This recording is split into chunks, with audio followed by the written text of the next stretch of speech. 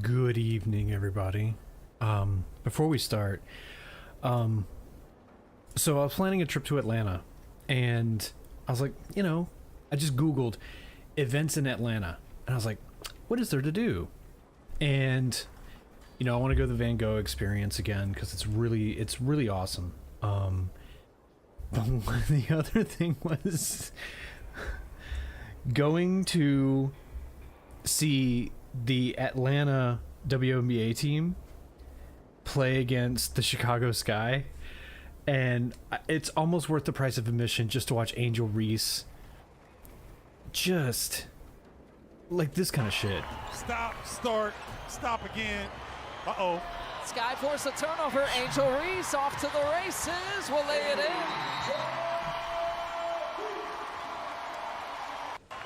Stop. Okay, no. See, I went into this clip cold. Hang on. Because I want to see. All right, hang on. There we go. There we go. Okay. No, we need to see her another wide open layup, but this time she eats her nuts. Angel Reese layup wide open.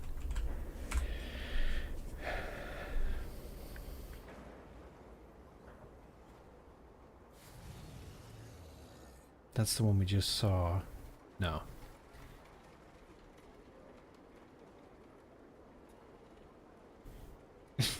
ESP Ben? Wait, what is this?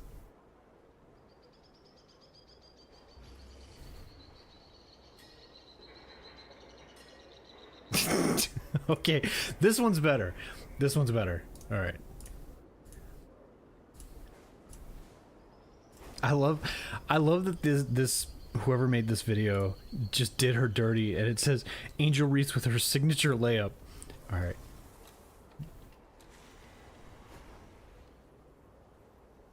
Okay. Not a whole lot of coverage, and where was that going?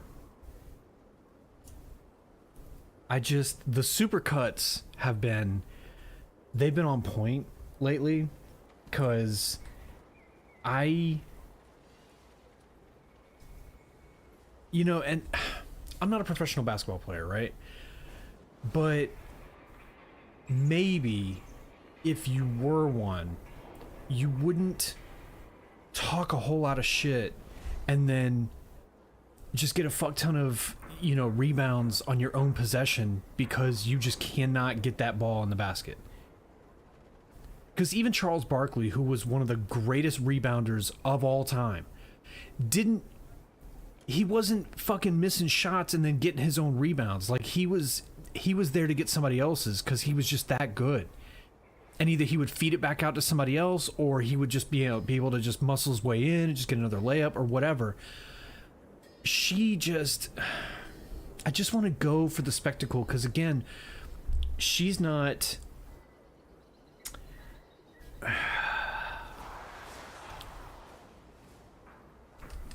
I know this most recent controversy or whatever that's like super manufactured, because I think she just like leaned into the fact that they were in Indiana and she was getting a lot of hecklers and jeers and boos. I think she leaned into that, was just like, oh my god, I heard racial slurs and very charged language, and I don't feel I don't feel like, she doesn't feel safe or whatever. But it's like, you started all of this, because nothing's funnier to me than that interview. All right, come on. Angel Reese, next question. I love that it's next question meme. Okay, so everybody remembers the quote where she was like, that clip last year, when the season started, when Caitlin Clark was getting all kinds of, the hype was just crazy, and Angel Reese is like, they come to see me too. Like, she just couldn't let Caitlin Clark have, because again, you could have let Caitlin Clark, you could have let her you know, deal with her own pressure. Like, you could have just done that and just been like, you know, and just been a quiet competitor where you're just going to show it on the basketball court, right? No, she decided, was like, they come to see me too. And so somebody asked her recently in a press conference, where's my sound? Oh. Just because of one player, but because of last year you made a powerful statement saying the reason people are watching women's basketball is not just because of one player, but because of you too. A year later, do you feel like you're Next question. Yeah, we'll move on. Thank you.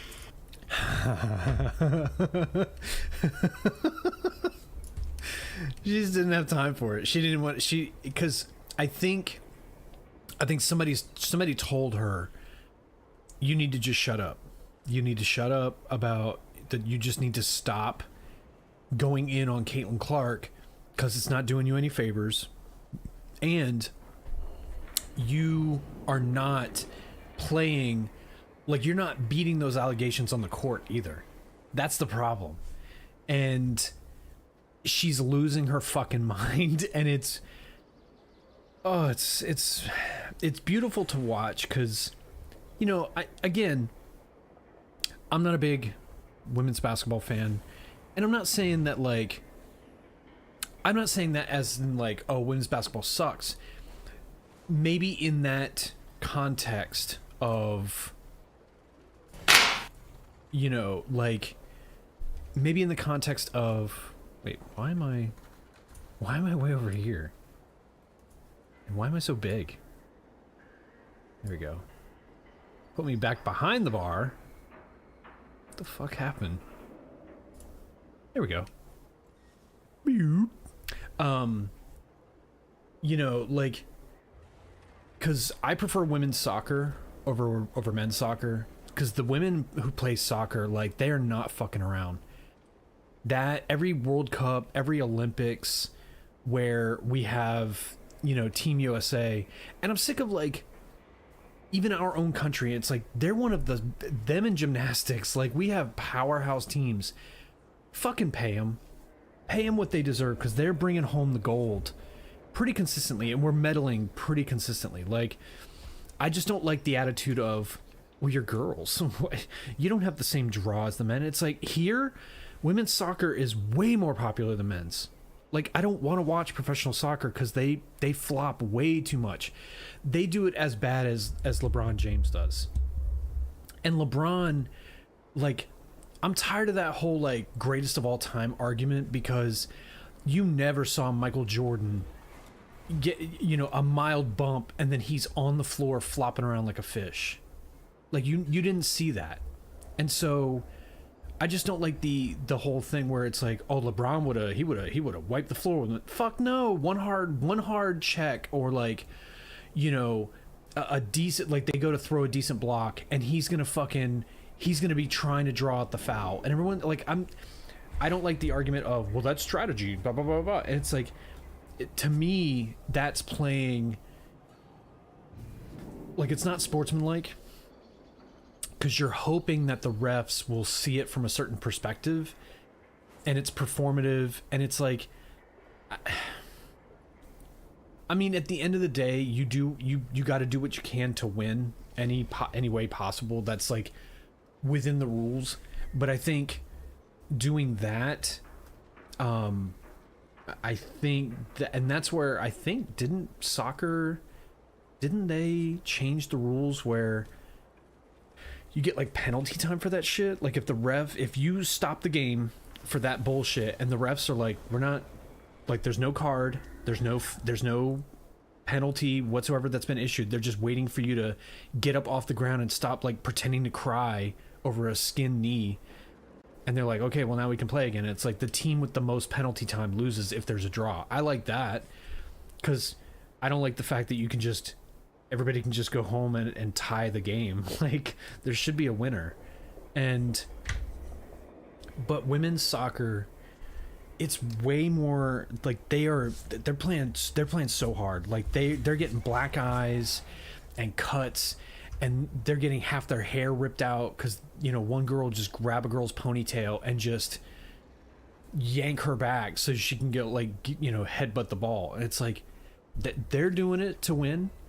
Like, they're going for it. It's like, why can't our men's, you know, soccer team do the same thing? Why do they have to? And same thing with LeBron. Like, I feel like, I mean, he's a pretty solid guy nowadays, but his early career was just the whole thing with LeBron being like, oh my God, he's the next Michael Jordan. And it's like, yeah, he is a much more physical guy, but if he feels that he has to do this, you know, drama performative shit now to like compete, maybe it's time to go ahead and retire. Like, you got enough money, you have enough status as a ball player, maybe to leave that behind and pivot to coaching or scouting or, you know, philanthropy, you know, start a LeBron James, you know, he has that like LeBron James Foundation or whatever. Maybe do that if you don't want to be competing with guys who are trying to make you look bad, because they're coming for him. Like, you know, there's a lot of guys who want to make a name for themselves, and they want to be like the guy who like outplayed LeBron James and made him retire. Like, they want to be that guy. They want to be the guy that kills Rocky, you know? So it's just funny that like, I'll get the chance to see Angel Reese play in person, and I'm so fucking excited.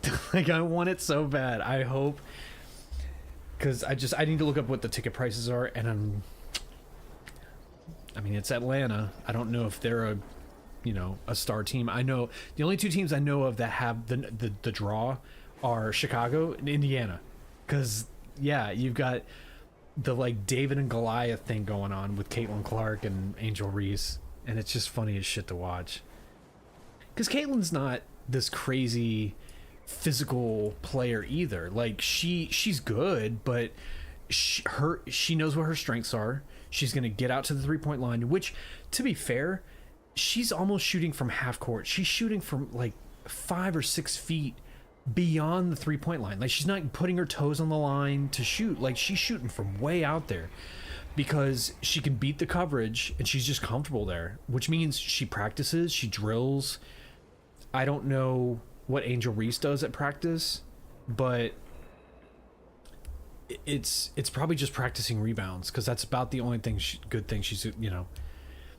But it's weird because she's on and I think the NBA and the WNBA in particular needs to look at players who do that kind of shit, where you shouldn't get 3 rebounds on one possession. I think they need to reevaluate how they count rebounds, because if it's you bricking that shit up against the backboard and it goes straight up, you're off to the side of the hoop, you go straight up, it comes right back to you because you're right under it and you can just get up there and get it, and you do it again twice. Like, what the fuck are you doing? If, you know, like, maybe they should just, you know, maybe they should limit the, because it almost, and a lot of people have said the same thing, it's like, it's almost like she's stat padding. And yeah, we're gonna go with that. I mean, I think that's a good one.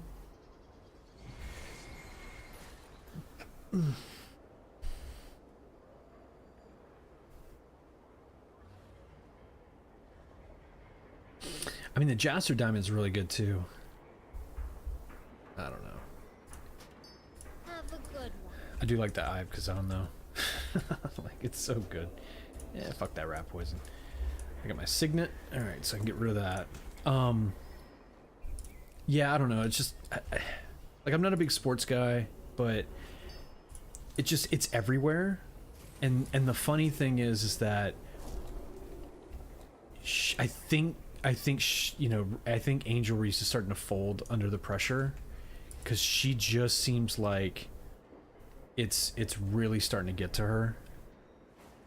And again, staying cool, I think that's the sign of a good athlete, is someone who can stay cool under pressure. and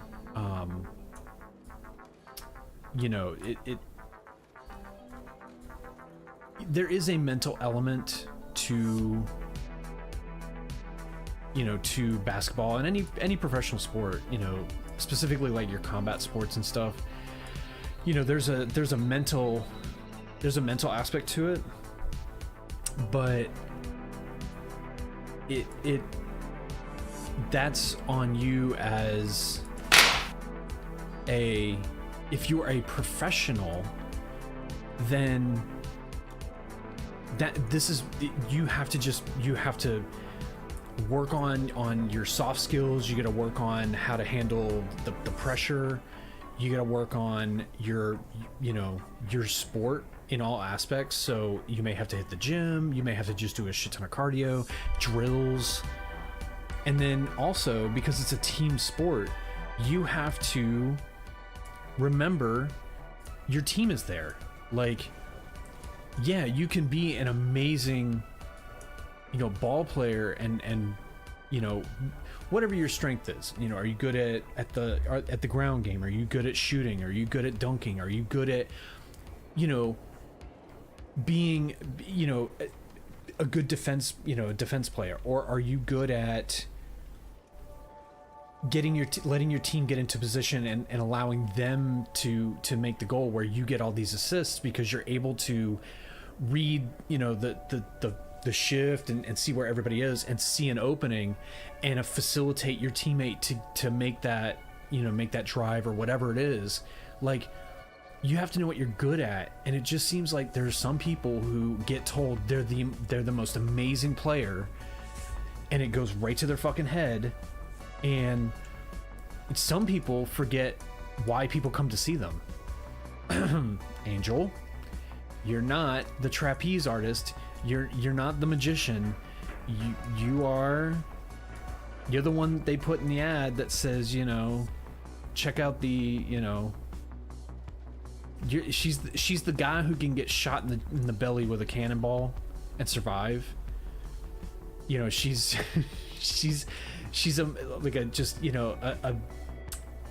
there's like a fascination with her, but it's like she forgets why.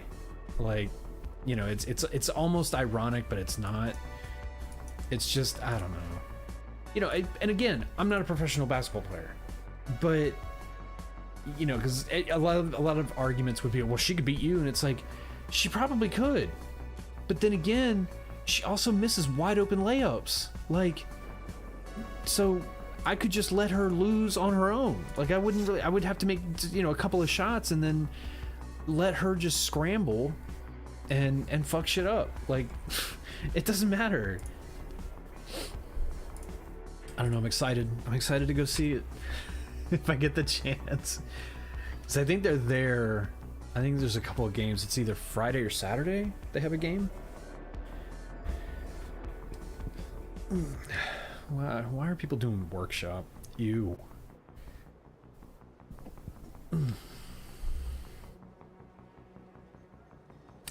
Kind of want to do Rookery.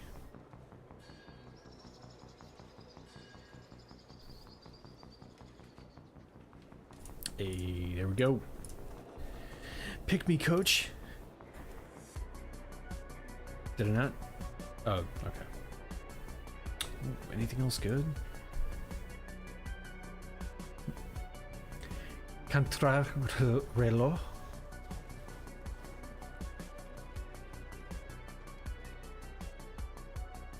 I know reloj is watch, so I guess beat timer.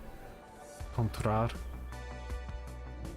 Yeah, I guess that's beat timer in Spanish. Thank you, Duolingo.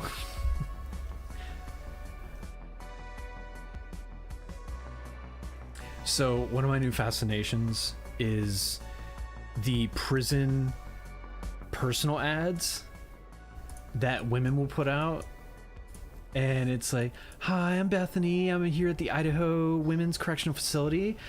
Prisoner J7842-C. I'll be getting out in 6 months. So, you know, I'd really like to start meeting people. So it's like, yeah, she needs a place to go. Like, but the comments, there's so many dudes like, I can fix her. It's like, good fucking luck. But then you read that rap sheet and it might make you think twice. But some dudes are so down bad, they'll just be like, nah, she's a good girl. She just needs a good man in her life. And it's like, best of luck to you. But, you know.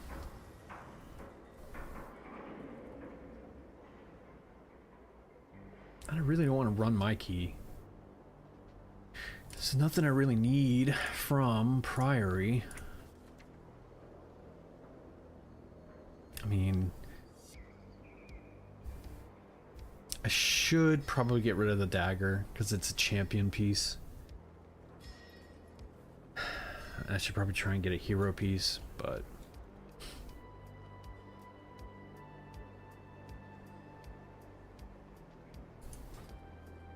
actually I need to look up. Are we supposed to still be using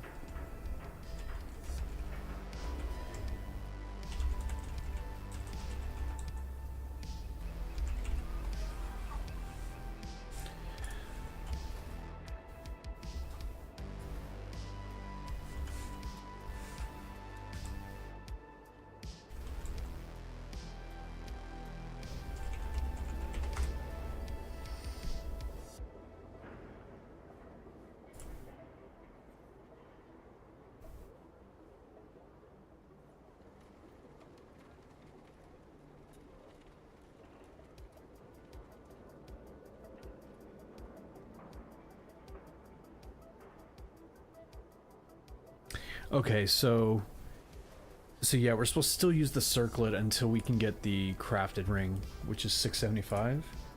Okay, I mean, it makes sense. I mean, it's, you know, tops out at 658. I just want to do a dungeon. Let's see if we can do Motherload. I like Motherload. Still haven't done that on this character? Holy shit. My warrior is my pride and joy, but my rogue is my second favorite child. She needs help.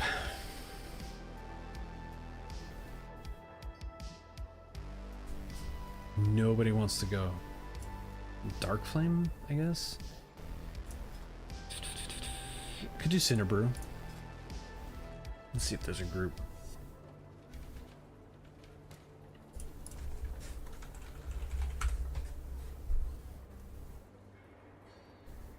Yeesh.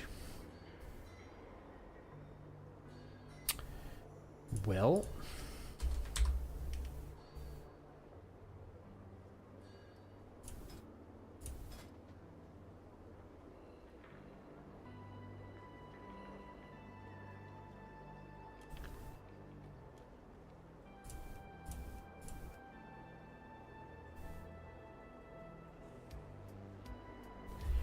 I mean, my item level isn't bad. 651. I'm doing all right. There is much to be done.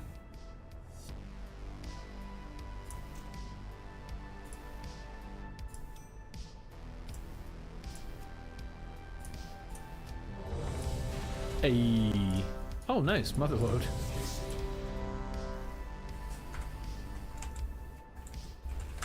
What's up, team? Always be polite. Always, you know, because it's funny because like a lot of people will bail, but the minute people start talking and adding like that social element, it's kind of funny because it's kind of like that in real life, right? If you can build a little bit of rapport with somebody, it kind of, you're able to like build that little bit of a connection, so it can help, you know, if there's any kind of, if the interaction were to you know, there's anything that pops up that can, you know, any kind of conflict, any kind of you know, social awkwardness or misinterpretation, you know, whatever. I think just adding that little bit of rapport helps to ease that, because like in here, you're like, you know, this is a very social game to a certain degree. I mean, it used to be so much more, but at least now it's like people won't bail as easily if you're talking. And just being polite and kind of just, you know, just cordial, you know. Most people are pretty pretty, forgiving and kind of flexible and stuff. You just have to, I think because a lot of people miss that sort of that social aspect to it. So when people start talking, it reminds you that the other person is a human being. But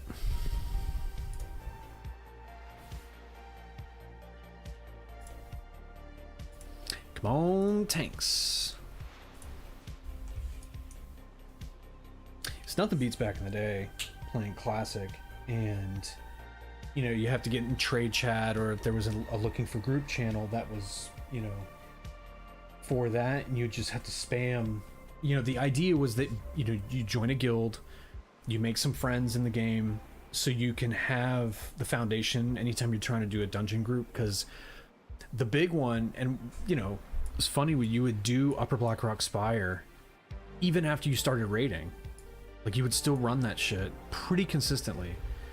You do Dire Maul, you would do, some would do BRD, looking for certain items and stuff, and that was the kind of, that was on Blizzard because of the itemization. You kept going back, but it kept those dungeons relevant. But yeah, you would see people, spamming the group finder, and the idea was that you would get your character set up to be an asset for those groups.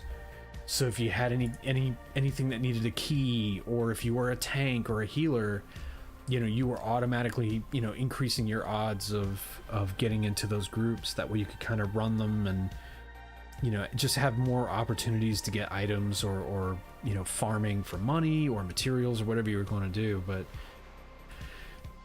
now everything's just so streamlined. Like even this does all the work for us. It puts our group in a group finder, and, we just have a group listing, and we just have to hope that somebody comes along and says, you know what, this group is the one that I want to join, and they'll just, they'll apply for it.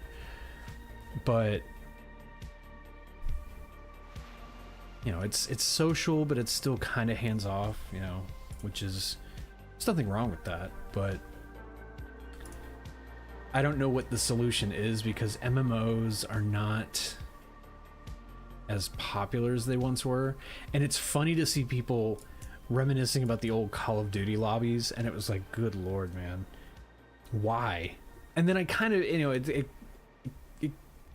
it dawned on me, and it was like, well, because people are tired of being told that we need to be soft and polite and everything.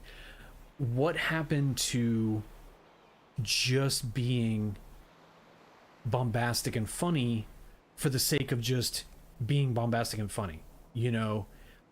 Because COD lobbies were funny as shit, because there was really only one slur that got passed around, and it didn't matter what you looked like, who you were. It was like, you would just get into, you would get into a lobby, and the game would finish, and you guys would, and you would be out of the game, just sitting in, like, looking at like a screen where you have everybody's name and you have the scoreboard and stuff, and just, it's free for all.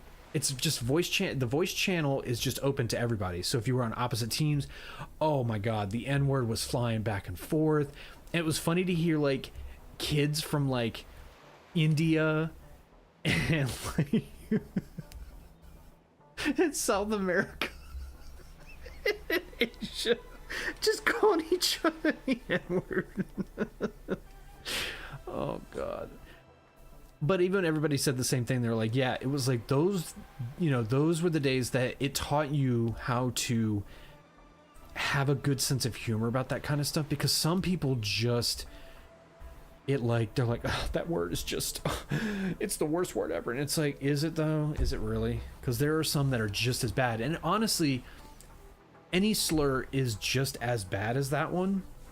It's just that one has a particular flavor to it, and there's a lot of imagery associated with that one, and it's like we still kind of tiptoe around that here, because I mean, hot take, we're still dealing with a lot of racism in this country. Like, and I think a big part of it is like you can't legislate it away.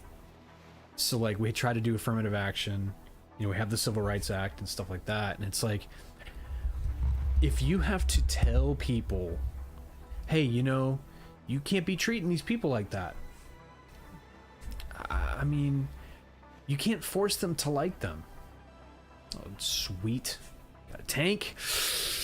All right.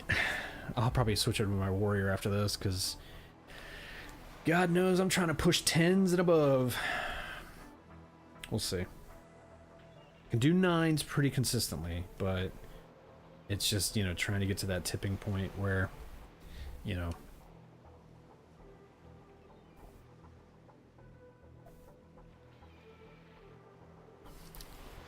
it's a big part of it is the timer. Like, you know, I on my warrior, like, I have to try and gauge how to pull based on the healer. Like, I have to let them kind of, you know, I kind of decide the pulls, but I kind of have to, you know, if I eat shit and die in 2 hits because the healer just cannot keep up, like, that's on me. So I have to kind of let the healer dictate the pace. I'll just, you know, I can kind of dictate the rhythm.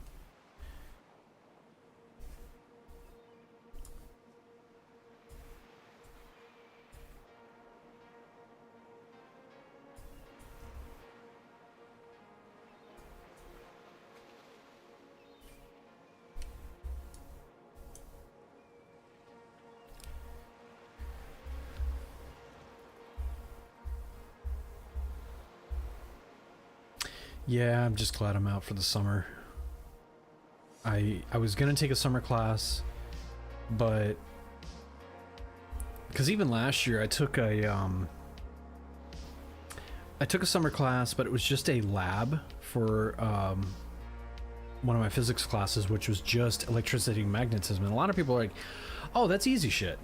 It's like, well, yeah, the theoretical stuff's easy.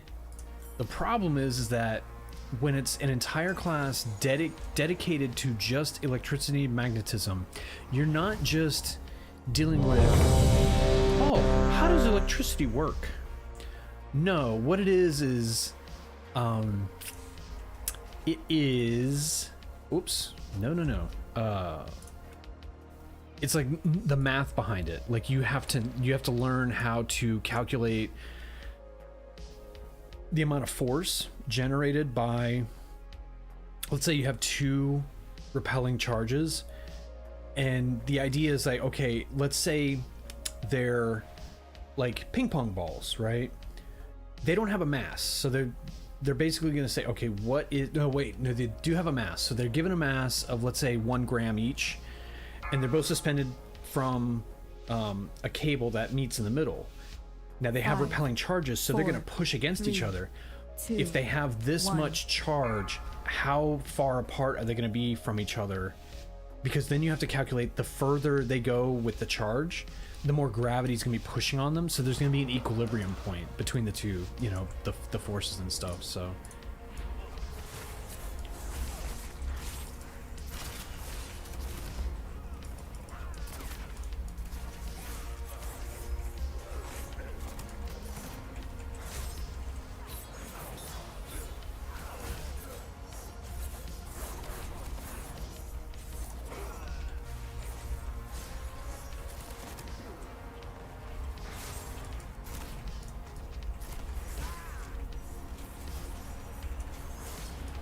nice.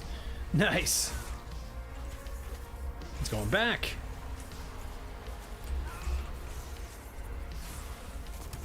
No. I hope that, I don't think that was me.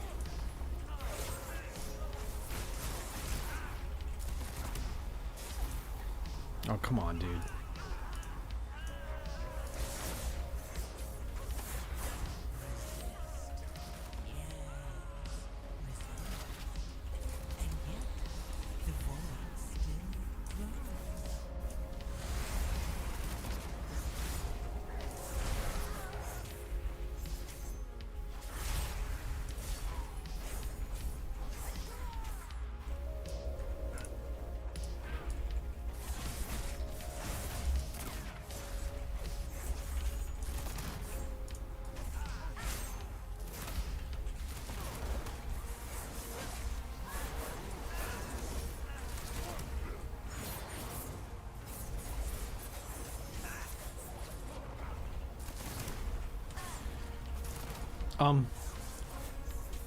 Nice.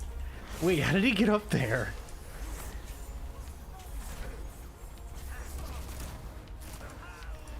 That was pretty dope, I'm not gonna lie.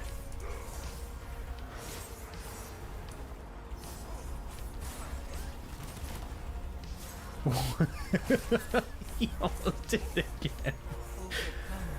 Oh my god. Nice.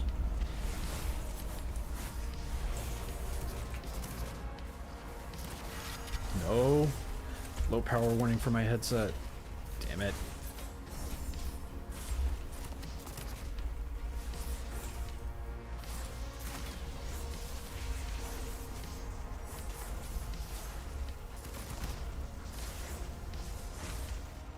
Okay. Oh shit. Gotta plug in like the Matrix.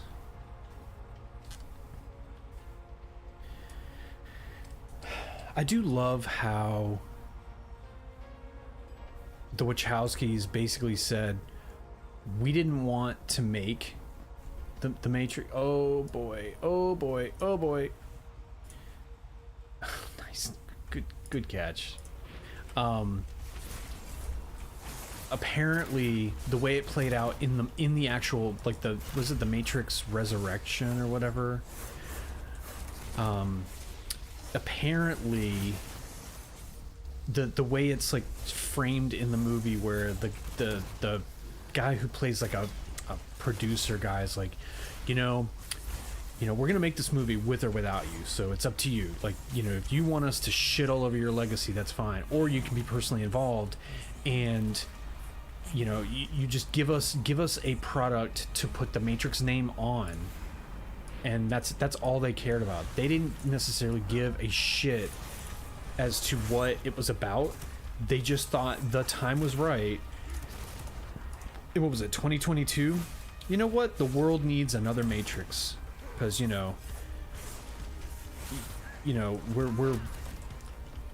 coping with like the technocratic, like, society that. Oh, come on, dude.